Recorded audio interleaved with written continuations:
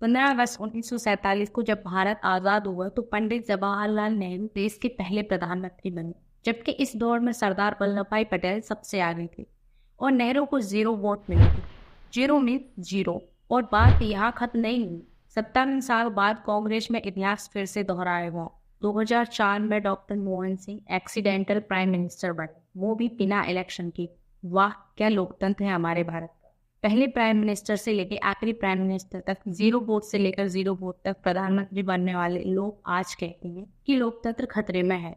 हालांकि पीएम बनने के बाद मनमोहन सिंह ने असम से इलेक्शन लड़ा था, लेकिन नेहरू के प्राइम मिनिस्टर बनने पर तो कोई आज तक भी सवाल नहीं उठाए जाते हैं कि कैसे वह 0 से हीरो बन गए।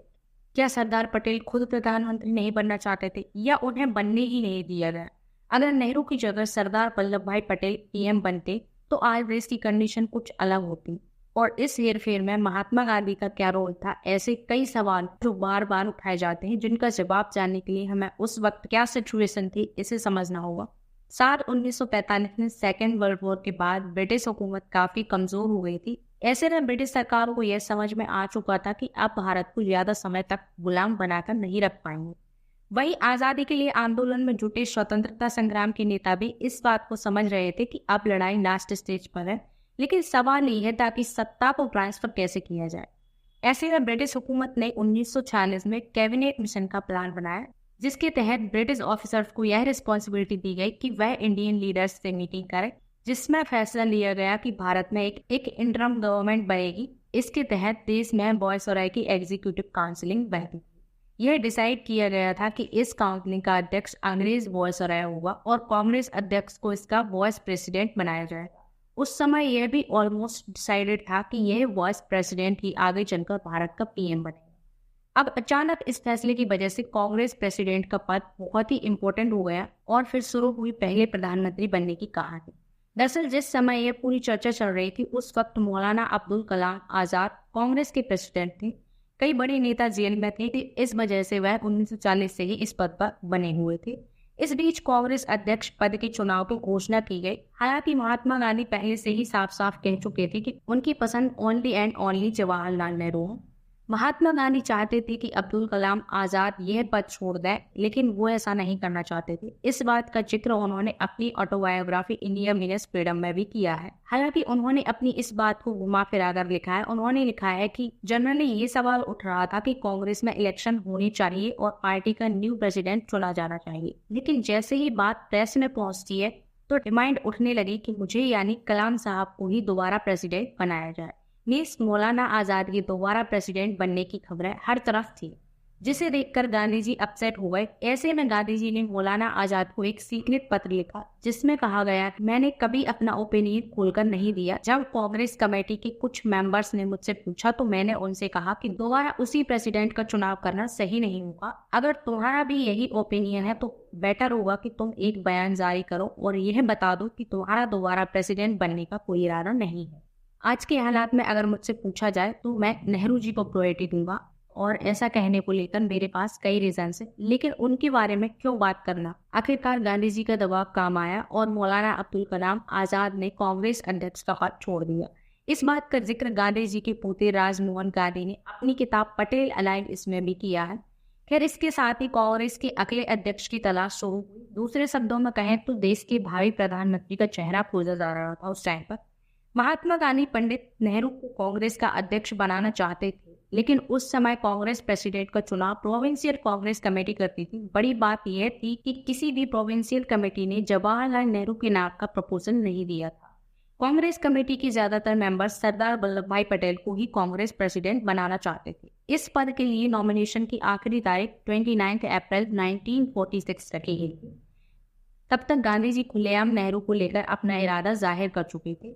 इसी गहमा गहमी के बीच कांग्रेस वर्किंग कमेटी की बैठक बुलाई गई, जिसमें महात्मा गांधी, नेहरू, सरदार पटेल, आचार्य कृपलानी, राजेंद्र प्रसाद जैन, अब्दुल खान, गफ्फार खान सहित कई बड़े कांग्रेसी नेता शामिल हुए। इस कमेटी के 15 मेंबर्स के पास प्रेसिडेंट नॉमिनेट करने की पावर थी। 15 में से 12 सदस्यों ने सरदार वल्लभ भाई पटेल को प्रेसिडेंट पद के लिए नॉमिनेट किया। इसकी वजह थी कि सरदार पटेल की ऑर्गेनाइजेशन पर पकड़ काफी मजबूत थी। वहीं बाकी 3 कमेटियों ने जेपी कृपलानी और पट्टाभी सीतारमैया के नाम का प्रपोजल दिया। इससे एक बात तो साफ थी कि बहुमत पटेल के पक्ष में था। यहाँ नोटिस करने की बात यह भी थी कि जवाहरलाल नेहरू का नाम किसी भी सदस्य ने नॉमिनेट नहीं किया था। हालांकि आचार्य कृपलानी गांधी जी की इच्छा को समझते थे, इसीलिए उन्होंने बापू की भावनाओं पर सम्मान करते हुए थोड़ी कोशिश की और जवाहरलाल नेहरू के नाम पर प्रपोजल दे दिया। उन्होंने एक कागज पर जवाहरलाल नेहरू का नाम लिखा और वह वर्किंग कमेटी के मेंबर्स की तरफ खिसका दिया। वर्किंग कमेटी के कई सदस्यों ने भी इस कागज पर सिग्नेचर कर दिए, जिनमें से सरदार पटेल भी एक थे, लेकिन प्रोविंशियल कांग्रेस कमेटी के एक सदस्य ने भी उनके नाम पर मुहर नहीं लगाई। इसके बाद जनरल सेक्रेटरी जेबी कृपलानी ने सरदार पटेल की तरफ एक और कागज पास किया और पटेल से डायरेक्टली कहा कि वह उम्मीदवारी वापस लें और जवाहरलाल नेहरू को कांग्रेस प्रेसिडेंट बनने दें। अपनी बात रखने के बाद कृपलानी ने आखिरी फैसला महात्मा गांधी पर ही छोड़ दिया। ऐसे में गांधी जी ने नेहरू से पूछा कि कांग्रेस वर्किंग कमेटी छोड़कर प्रोविंशियल कांग्रेस कमेटी के किसी सदस्य ने तुम्हें नॉमिनेट नहीं किया है। असल में गांधी नेहरू का रिएक्शन जानना चाहते थे, लेकिन इस पर नेहरू जी चुप्पी साधे बैठे रह गए। गांधी जी समझ गए थे कि जवाहरलाल नेहरू दूसरी नंबर की पोस्ट कभी नहीं लेगा। ऐसे में उन्होंने सरदार पटेल से नॉमिनेशन वापस लेने को कहा। महात्मा गांधी के फैसले की रिस्पेक्ट करते हुए सरदार पटेल ने अपनी उम्मीदवारी वापस ले ली, जिसके बाद जवाहरलाल नेहरू कांग्रेस के नए प्रेसिडेंट बनाए गए। आजादी के बाद देश के पहले पीएम के बारे में राजमोहन गांधी ने अपनी किताब में बताया कि पटेल ने गांधी जी की इच्छा का विरोध इसीलिए नहीं किया क्योंकि वह हालात को और खराब नहीं बनाना चाहते थे। पटेल को ये मालूम था कि नेहरू दूसरे नंबर का पद कभी नहीं लेंगे। हालांकि उस वक्त कांग्रेस पार्टी के अंदर पटेल ज्यादातर लोगों की तरह ही सोचने वाले थे, इसीलिए सभी ने पटेल को ही नॉमिनेट किया। लेकिन पार्टी में गांधी का मोरल इन्फ्लुएंस ज्यादा था, इसीलिए सभी लोग गांधी जी के फैसले की रिस्पेक्ट करते थे। गांधी जी भले ही ऑर्गेनाइजेशन से दूर थे, लेकिन कांग्रेस वर्किंग कमेटी में गांधी जी की ही मर्जी चलती थी। यही वजह थी कि सभी ने गांधी जी की पसंद को एक्सेप्ट कर लिया। हालांकि इसके बाद कई बार सवाल उठते रहे हैं कि गांधी जी ने पटेल की बजाय नेहरू को क्यों चुना। हालांकि इस पर गांधी जी ने कभी खुलकर जवाब नहीं दिया, लेकिन पत्रकार दुर्गा दास ने अपनी किताब India from Curzon to Nehru and after में लिखा है कि इस इंसिडेंट के बाद डॉक्टर राजेंद्र प्रसाद ने अपना दुख जताते हुए कहा था कि एक बार फिर गांधी जी ने डीएमएस नेहरू के लिए अपना वफादार सिपाही को दांव पर लगा दिया। ऐसा राजेंद्र प्रसाद ने इसीलिए कहा क्योंकि इससे पहले 1929 और 1937 में भी प्रेसिडेंटल पद के लिए पटेल का नाम नॉमिनेट किया गया था, लेकिन दोनों ही बार पटेल की लीडरशिप पर गांधी जी ने हामी नहीं भरी। वहीं रही बात नेहरू की, तो गांधी जी का मानना था कि नेहरू पटेल से ज्यादा यंग हैं और दिखने में अच्छे हैं, जिससे वह युवाओं के बीच में ज्यादा पॉपुलर है, जबकि पटेल नेहरू से 14 साल बड़े थे और उनकी पर्सनैलिटी ऐसी नहीं थी कि वह यंगर्स को अट्रैक्ट कर सकें। हालांकि यह भी कहा जाता है कि गांधी जी पटेल से ज्यादा क्लोज थे, लेकिन उन्हें हिंदुस्तान की असलियत मालूम थी। एक्चुअल उन्हें लगता था कि भारत मल्टी रिलीजियस कंट्री है। उन्हें लगता था कि पटेल का किसी एक धर्म की तरफ झुकाव है और इससे आगे चलकर एक्सप्लोसिव सिचुएशन पैदा हो सकती है, देश में तनाव बढ़ सकता है, और यही वजह है कि उन्होंने नेहरू को सपोर्ट किया। हालांकि काफी सालों बाद पत्रकार दुर्गादास को गांधी जी ने इसका कुछ रूखा सूखा जवाब दिया था। महात्मा गांधी जी का मानना था कि कांग्रेस में अकेले जवाहरलाल नेहरू अंग्रेज थे और अंग्रेजी हुकूमत को वह पटेल से बेहतर तरीके से हैंडल कर सकते थे। दरअसल नेहरू के अलावा गांधी जी किसी को भी काबिल नहीं मानते थे।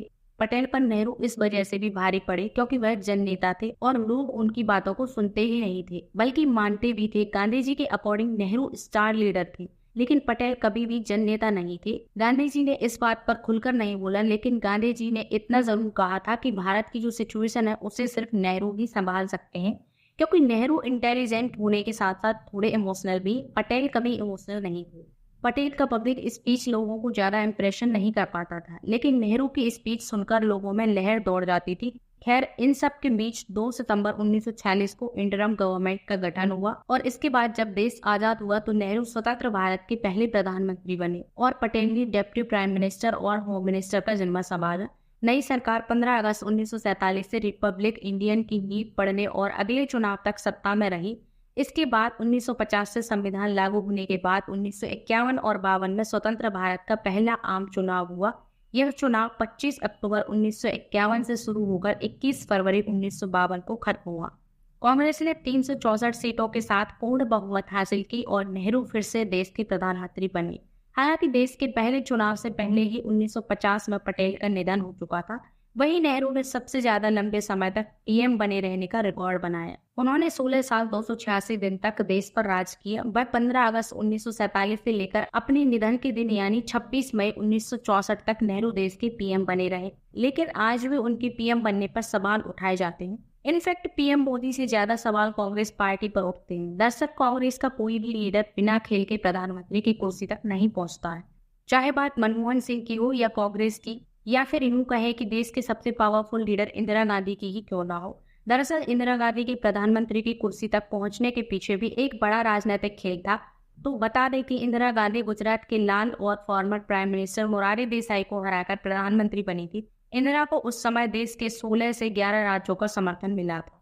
लेकिन यहाँ पर दिलचस्प बात यह है कि इंदिरा की लड़ाई अपनी ही पार्टी के नेताओं गुलजारीलाल नंदा और मोरारजी देसाई से थी। तभी अचानक प्राइम मिनिस्टर लाल बहादुर शास्त्री की मौत हो गई, जिसके बाद गुलजारीलाल नंदा को प्रधानमंत्री की सारी पावर्स मिल गए।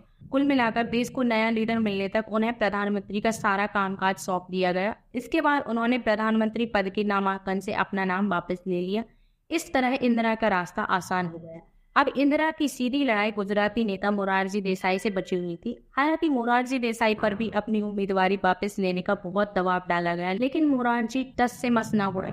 उन्होंने अपनी उम्मीदवारी वापस नहीं ली। इस समय लगभग पूरा देश यही मानता था कि प्रधानमंत्री पद के लिए इंदिरा के सामने खड़े मोरारजी देसाई को कांग्रेस के 525 सदस्यों से 100 से कम सांसदों का समर्थन मिलेगा। लेकिन जब चुनाव हुआ तो आंकड़े काफी चौंकाने वाले सामने आए। मोरारजी देसाई को इस समय 169 सांसदों का समर्थन मिला, लेकिन यह आंकड़ा उन्हें प्रधानमंत्री बनाने के लिए बहुत कम था। इस तरह इंदिरा गांधी 19 जनवरी 1966 को देश की पहली महिला प्रधानमंत्री बनी और सबसे बड़ी डिक्टेटर भी। हालांकि कांग्रेस और ध्रुव राठी की माने तो उन्हें पीएम मोदी में नॉर्थ कोरिया से भी बड़ा डिक्टेटर नजर आता है। हालांकि कांग्रेस और ध्रुव राठी की माने तो उन्हें पीएम मोदी में नॉर्थ कोरिया से भी बड़ा डिक्टेटर नजर आता है। तो ऐसे में सवाल उठता है साहब कि कौन बड़ा डिक्टेटर है, नरेंद्र मोदी या इंदिरा गांधी। इस वीडियो के बारे में बस इतना ही। गांधी जी ने पटेल के साथ गलत किया या सही, अपनी राय जरूर दें। और जाने से पहले वीडियो को लाइक, शेयर और चैनल को सब्सक्राइब करना बिल्कुल ना भूलें। धन्यवाद।